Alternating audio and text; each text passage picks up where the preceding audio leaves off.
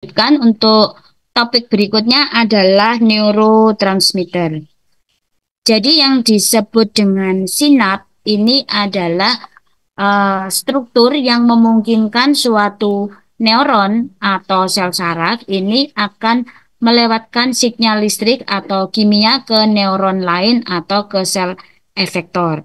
Jadi sinap ini berfungsi sebagai tempat perpindahan impuls ya.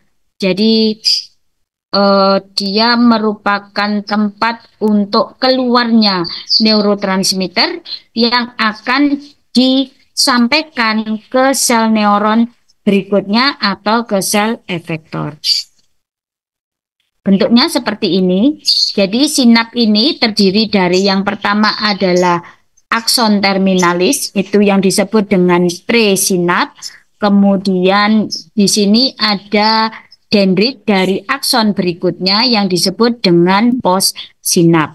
Jadi sinap ini ada di sini ya. Jadi ada komponen akson terminalis disebut presinap dan komponen dendrit dari neuron berikutnya yang disebut dengan postsinap. Kemudian nanti di sinap ini akan terjadi proses pengeluaran neurotransmitter. Jadi neurotransmitter yang dikeluarkan ini nanti akan masuk ke celah sinap. Kemudian dia akan berikatan dengan reseptor yang ada di possinap. Setelah berikatan dengan reseptor yang ada di possinap, maka dia akan menimbulkan efek untuk akson atau maksud saya untuk neuron berikutnya. Apakah efeknya itu menghambat atau efeknya merangsang atau eksitasi tergantung dari neurotransmitter yang dikeluarkan oleh postsinap. Keliru, dari presinap ya. Jadi yang saya ulangi, di sinap ini nanti tempat keluarnya neurotransmitter yang dihasilkan oleh presinap. Neurotransmitter yang ada di celah sinap ini nanti akan bekerja dengan cara melekat pada reseptor yang ada di postsinap. Sehingga efeknya akan timbul eksitasi atau inhibisi tergantung dari neurotransmitter yang dikeluarkan oleh presinap. Nah, supaya tidak terjadi efek yang berlebihan, maka neurotransmitter yang tersisa ini nanti akan dihancurkan atau diinaktifkan dan masuk kembali ke presinap.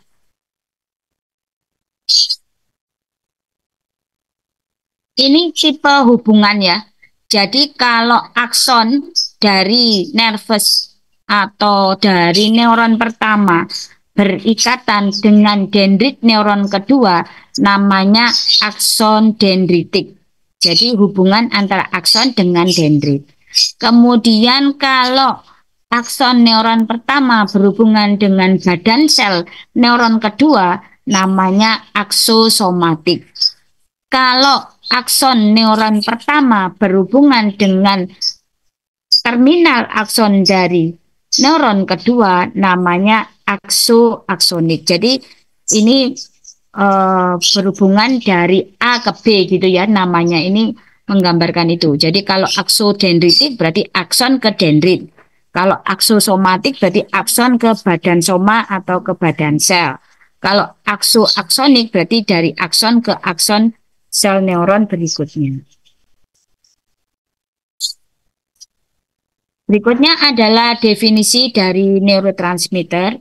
Jadi neurotransmitter ini merupakan messenger kimia, jadi zat kimia yang berfungsi untuk membawa pesan ya, yang dikeluarkan oleh ujung saraf dari sel neuron menuju ke celah sinap dan berfungsi sebagai alat komunikasi untuk sel neuron berikutnya atau efektor. Kemudian ada pembagian dari neurotransmitter berdasarkan struktur kimiawinya ya. Jadi neurotransmitter ini nanti di akson terminalis dia akan disimpan di dalam suatu vesikel. Kemudian kalau ada rangsangan yang diterima sehingga akan terjadi aksi potensial, maka aksi potensial tadi akan diteruskan ke akson sampai menuju ke akson terminalis, maka akan terjadi responnya adalah pembukaan kanal kalsium. Nah, kanal kalsium yang terbuka, maka kalsium ekstrasel akan masuk ke akson terminalis, sehingga terjadi peningkatan kadar kalsium di sana, maka akan mendorong vesikel yang ada di tengah-tengah dari akson terminalis, dia akan bergerak ke arah pinggir ya. Kemudian nanti dia akan melakukan fusi atau bergabung dengan membran yang ada di akson terminalis sehingga terlepaslah yang disebut dengan neurotransmitter. Nah, neurotransmitter tadi berdasarkan struktur kimianya terdiri dari yang pertama adalah neurotransmitter golongan asam amino. Jadi yang tersusun atas asam amino. Contohnya adalah glisin, glutamat, dan GABA. Kemudian neurotransmitter yang berupa amin ya. Jadi ada struktur aminnya, maka contohnya adalah dopamin, norepinefrin, epinefrin, serotonin, dan histamin. Kemudian yang strukturnya terdiri dari asetilkolin, maka dia neurotransmitternya adalah asetilkolin. Jadi neurotransmitter asetilkolin ini merupakan neurotransmitter pertama yang ditemukan ya, dan jumlahnya paling banyak di celah sinap. Kemudian yang berasal dari struktur basa purin ya. Jadi ada neurotransmitter yang ATP dan adenosin, di mana dia ini terdiri dari nukleotida. Kemudian ada yang disebut dengan neuropeptide. Jadi kalau neuropeptide itu terbentuk atas 3 atau lebih asam amino sehingga dia ukurannya lebih besar dibandingkan small molekul dari neurotransmitter yang lainnya. Kemudian contohnya itu adalah endorfin, enkafalin yang berfungsi untuk menghambat nyeri. Kemudian ada substansi P yang juga berfungsi untuk menghambat signal nyeri. Kemudian ada neuropeptida Y yang berfungsi untuk menstimulasi lapar dan mencegah terjadinya kejang ya. Jadi kalau kumpulan dari asam amino ini namanya adalah neuropeptida.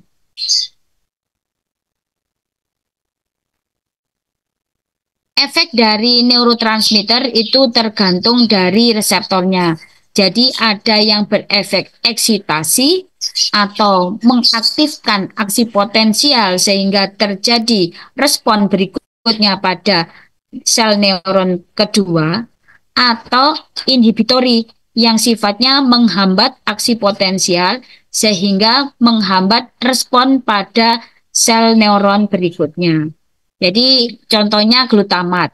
Glutamat ini merupakan neurotransmitter utama yang sifatnya eksitatori. Kemudian kalau GABA ini sifatnya inhibitor. Kalau glisin ini juga inhibitor. Asetilkolin, serotonin, dopamin, epinefrin, ini semua adalah sifatnya eksitasi. Jadi kalau yang sifatnya inhibisi itu hanya GABA ya, kalau di otak. Tapi kalau di medula spinalis itu adalah glisin. Jadi ngapalnya gampang. Pokoknya kalau yang inhibisi ya gamma sama glisin aja. Yang lainnya adalah sifatnya eksitasi. Kadang-kadang suatu neurotransmitter itu bisa menimbulkan 2 efek ya. Jadi dia bisa bersifat eksitasi di tempat A, tetapi dia juga bisa terjadi inhibisi di tempat B ya. Jadi dia mempunyai dua macam ya. Nah, ini tergantung dari reseptornya. Jadi ada reseptor, misalnya di tempat A reseptornya itu bersifat merangsang, sedangkan di tempat B reseptor itu bersifat inhibisi, sehingga tergantung dari reseptornya. Ini contoh asetilkolin. Jadi asetilkolin kalau dia berikatan dengan reseptor asetilkolin di otot rangka, maka dia akan menyebabkan terjadinya pembukaan kanal natrium, sehingga natrium akan masuk ke dalam sel otot rangka, terjadilah depolarisasi, maka aksi potensial dilanjutkan, sehingga rangsangan akan diteruskan. Sebaliknya, kalau asetilkolin itu berikatan dengan reseptor yang ada di sel otot jantung, maka dia justru menutup kanal natrium. Akibatnya tidak terjadi depolarisasi atau aksi potensial tidak terjadi, maka terjadilah hambatan dari respon sel otot rangka, maka sel otot jantung, maka otot jantung akan menurun kontraksinya. Ini contoh dari neurotransmitter yang mempunyai dua efek, di mana dia berikatan dengan reseptor yang berbeda.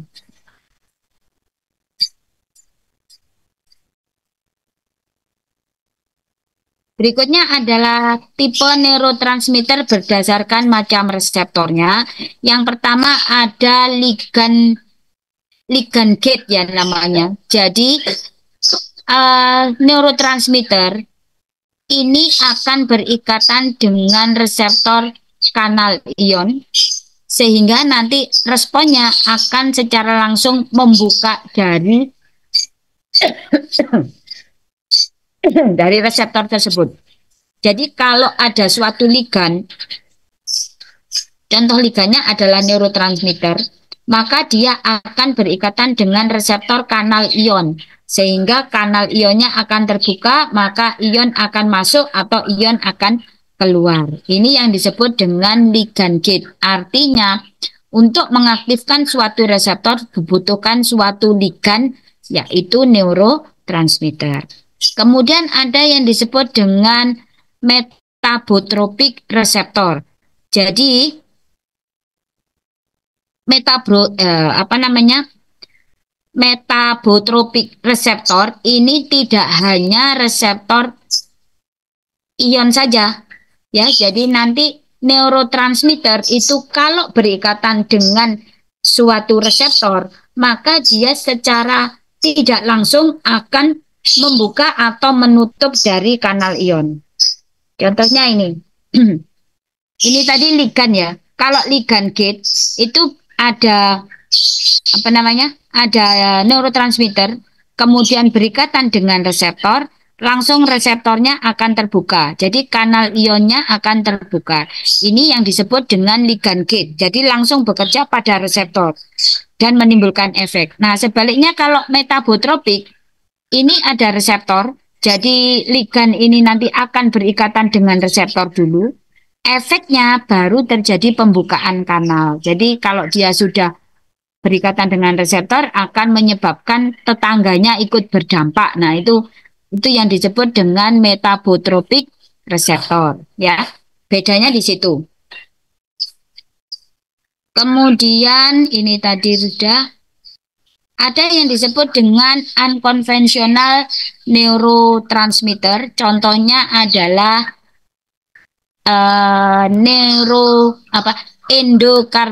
endokannabinoid. Jadi reseptor untuk zat aktif dari kanabis. Kanabis itu apa? Ganja ya.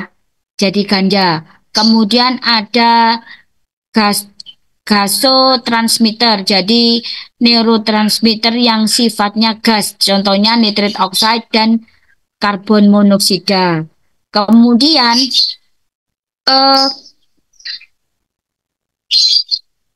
neurotransmitter ini tidak disimpan di dalam vesikel, tetapi dia akan dibawa ke possinap. Ya, jadi contohnya misalnya ada kita menghirup menghirup gas CO. CO itu kan dari knalpot misalnya ada rencana bunuh diri, knalpot mesinnya dihidupkan, kemudian knalpotnya sengaja dibuat bocor ya, knalpotnya sengaja dibuat bocor sehingga gas CO yang dihasilkan oleh pembakaran bensin tadi tidak keluar tetapi masuk ke dalam mobil, kemudian mobilnya ditutup. Nah, ini kan nanti akan gas CO-nya kan tidak bisa keluar dari mobil tersebut. Maka orang yang menghirup gas CO tadi akan masuk ke dalam darah, kemudian dari darah ini langsung akan melalui sel glia, kemudian dari sel glia menuju ke neuron. Nah, dia akan di apa namanya? Disebarkan ke neuron-neuron berikutnya sehingga dia akan menyebabkan terjadinya kerusakan neuron. Maka orangnya kan akan menjadi tidak sadar, kemudian mengalami kematian. Nah, itu adalah unconventional neurotransmitter yang tidak disimpan di dalam vesikel, tapi berasal dari darah menuju ke neuron, dia akan diteruskan ke neuron berikutnya, sehingga akan menyebabkan kerusakan dari neuron-neuron tersebut. Berikutnya kita bahas satu persatu yaitu asetilkolin ya. Jadi kalau asetilkolin ini dibentuknya ya. Pertama, dia dibentuknya asetilkolin itu berasal dari kolin dan asetil-CoA. Ya, dia berasal dari kolin dan asetil-CoA. Ini bahan dasarnya adalah glukosa ya, glukosa yang ada di dalam darah. Ini nanti akan masuk ke sel neuron, kemudian glukosa ini nanti akan diubah menjadi koenzim A. Kemudian koenzim A bergabung dengan kolin akan berubah menjadi asetilkolin. Kemudian asetilkolin ini nanti akan disimpan di vesikel.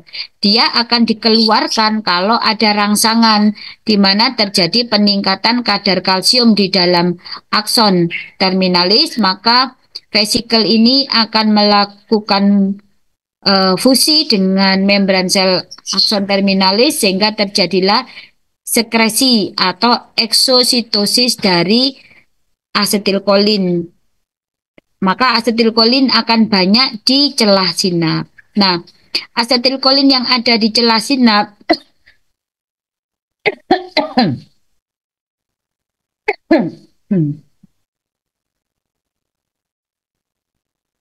ini nanti akan bekerja, sebagian besar akan bekerja di postsinap, yaitu di reseptor dari asetilkolin. Reseptor asetilkolin ada dua, yaitu muskarinik dan nikotinik. Kalau yang di otak itu nikotinik, kalau yang di perifer itu muskarinik. Maka dia akan menyebabkan terjadinya, bisa terjadi eksitasi, juga bisa terjadi inhibisi. Jadi tadi kalau di otot rangka dia sifatnya eksitasi, kalau di otot jantung sifatnya inhibisi, di pembuluh darah sifatnya juga inhibisi. Kemudian supaya tidak terjadi efek yang berlebihan, maka asetilkolin ini harus diinaktifkan. Dia akan dipecah kembali menjadi kolin dan asetat, dan kolinnya akan diserap kembali masuk ke presinap, digunakan untuk menghasilkan asetilkolin berikutnya. Berikutnya adalah glutamat. Jadi glutamat itu berasal dari glutamin, kemudian glutamin ini nanti akan berubah menjadi glutamat dan disimpan di vesikel. Kalau dia ada rangsangan, maka vesikel ini akan bergerak ke pinggir, dia akan mengalami fusi dan mensekresikan glutamat. Glutamat akan bekerja pada reseptornya di postsinap, kemudian menimbulkan efek eksitasi. Sisanya glutamat ini nanti bisa diserap kembali ke presinap atau diinaktifkan di sel glia, dia akan diubah menjadi glutamin, kemudian glutamin akan masuk ke presinap yang akan digunakan untuk menghasilkan glutamat lagi.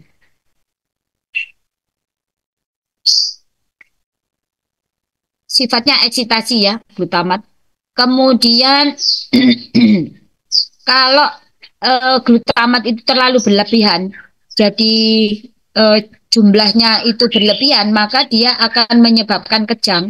Tetapi kalau glutamatnya itu berkurang, maka dia akan menyebabkan gangguan fungsi. Jadi menurunnya fungsi sel neuron. Contohnya adalah pada pasien-pasien dengan Alzheimer atau tekun ya, maka di sini akan banyak sekali neurotransmitter glutamat yang berkurang sintesanya sehingga sel neuron tadi tidak ada yang merangsang, maka lama-kelamaan dia akan mengalami kematian.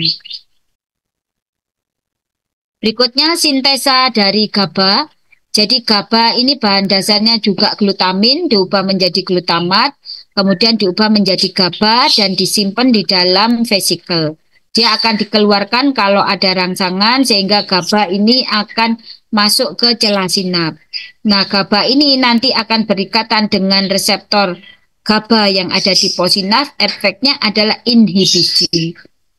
Selain itu, GABA nanti akan masuk ke sel glia, dia akan diubah menjadi glutamat, dari glutamat akan berubah menjadi glutamin, kemudian glutaminnya akan diserap kembali masuk ke presinaps untuk digunakan membentuk GABA kembali. Tadi GABA sifatnya adalah inhibisi ya. Jadi kalau inhibisinya terlalu banyak, maka fungsi neuronnya juga terganggu. Jadi contohnya pada pasien dengan gangguan jiwa ya, yang sifatnya itu mutisme. Jadi dia akan diem aja, nggak mau gerak. Itu karena GABA-nya yang berkurang. Tetapi kalau GABA-nya yang berlebih. Tetapi kalau GABA-nya itu kurang, sehingga penghambatnya kurang, maka arus listrik di dalam otak itu akan terus berjalan sehingga bisa menyebabkan terjadinya kejang. Berikutnya adalah glisin. Jadi kalau glisin ini dibentuk dari asam amino serin, kemudian nanti dia akan berikatan dengan reseptor yang ada di posinaps. Dia sifatnya adalah inhibisi ya, terutama di daerah medula spinalis, kemudian retina, dan di brainstem. Brainstem itu pons dan medula oblongata. Kalau glisin ini nanti berikatan dengan reseptor, maka dia sifatnya adalah inhibisi, sehingga tidak terjadi aksi potensial. Berikutnya adalah dopamin. Dopamin ini bahan dasarnya adalah tirosin, diubah menjadi L-dopa, kemudian menjadi dopamin, terus disimpan dalam bentuk neurotransmitter dopamin dan dikeluarkan ke celah sinap. Nah, dopamin ini nanti akan bekerja di reseptor dopamin, di posinaps, maka dia efeknya adalah eksitasi. Sisanya dia nanti akan diinaktifkan oleh enzim yaitu monoamin oksidase dan COMT di hepar, maka dia akan diubah menjadi dopamin dan diserap kembali oleh presinaps sehingga dia nanti akan digunakan untuk membentuk dopamin berikutnya. Berikutnya adalah norepinefrin. Jadi dopamin dan norepinefrin ini bahan dasarnya sama ya, jadi tirosin diubah menjadi L-dopa, menjadi dopamin, kemudian diubah menjadi norepinefrin, disimpan di vesikel.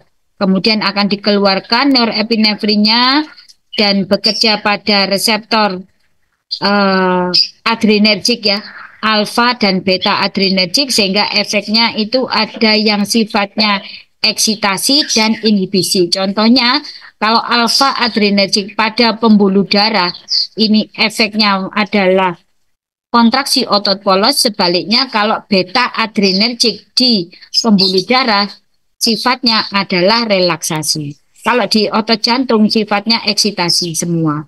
Kemudian, supaya tidak berlebihan, maka norepinefrin ini akan diinaktifkan oleh enzim MAO dan COMT di hepar, maka dia akan diserap kembali oleh presinaps. Berikutnya ini sama ya, norepinefrin dan epinefrin, dopamin itu hampir sama. Jadi dari tirosin, L-dopa, dopamin, kemudian norepinefrin dan menjadi epinefrin. Nanti epinefrin ini berikatan dengan reseptor beta adrenergik dan alfa adrenergik. Efeknya bisa eksitasi, bisa inhibisi tergantung dari lokasinya. Kemudian diinaktifkan oleh enzim MAO dan COMT atau diserap kembali masuk ke presinaps. Ini jenis reseptornya ya. Tadi reseptor adrenergik itu kalau neurotransmitternya dopamin, apa namanya, norepinefrin dan epinefrin. Jadi ada dua yaitu alfa dan beta adrenergik. Jadi kalau alfa satu di otot polos itu akan menyebabkan terjadinya kontraksi dari otot polos pembuluh darah, gastrointestinal, ginjal, ataupun di otak. Sedangkan kalau alfa 2 itu justru efeknya menghambat ya. Kemudian kalau beta adrenergik juga sifatnya adalah eksitasi. Obat-obat yang bekerja pada reseptor beta adrenergik yang menghambat ya namanya adalah beta blocker ya. Jadi misalnya pada pasien dengan takikardi ya, takikardi di mana heart rate-nya itu meningkat berlebihan supaya tidak terjadi kematian dari pasien, maka denyut jantung harus dikurangi. Jadi misalnya normalnya adalah 80 sampai 100, kemudian pasiennya ini heart rate-nya 120, maka supaya kontraksinya itu optimal akan dikurangi dengan menggunakan obat yang disebut dengan beta blocker. Maka dia akan menghambat reseptor dari alfa adrenergik dan beta adrenergik yang ada di pembuluh darah dan di jantung. Sehingga terjadilah irama dari jantung akan menurun sehingga kembali normal. Kalau yang fungsinya menghambat itu blocker, tapi kalau fungsinya mengaktifkan itu agonis ya. Jadi misalnya ada eh, dekongestan ya. Dekongestan itu adalah obat untuk mengurangi produksi lendir. Itu dia adalah yang sifatnya apa namanya? Agonis ya. Agonis di alfa satu dari adrenergic reseptor. Ini nggak usah. Kemudian berikutnya adalah serotonin. Kalau serotonin bahan dasarnya adalah triptofan, kemudian dia akan diubah menjadi serotonin atau 5-HT ya.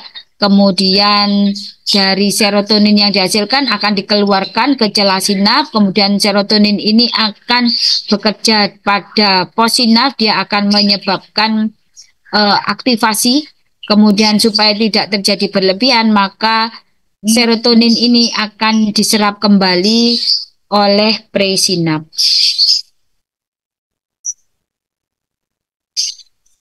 Serotonin ini berperan di dalam proses regulasi tidur, kemudian juga emosi dan mood seseorang ya. Jadi kalau serotoninnya itu rendah, maka dia akan moodnya akan menurun. Tetapi kalau serotoninnya berlebihan, dia justru menjadi lebih agresif. Itu yang bisa saya sampaikan untuk topik neurotransmitter.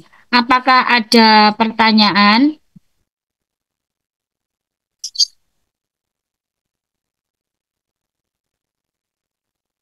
Halo?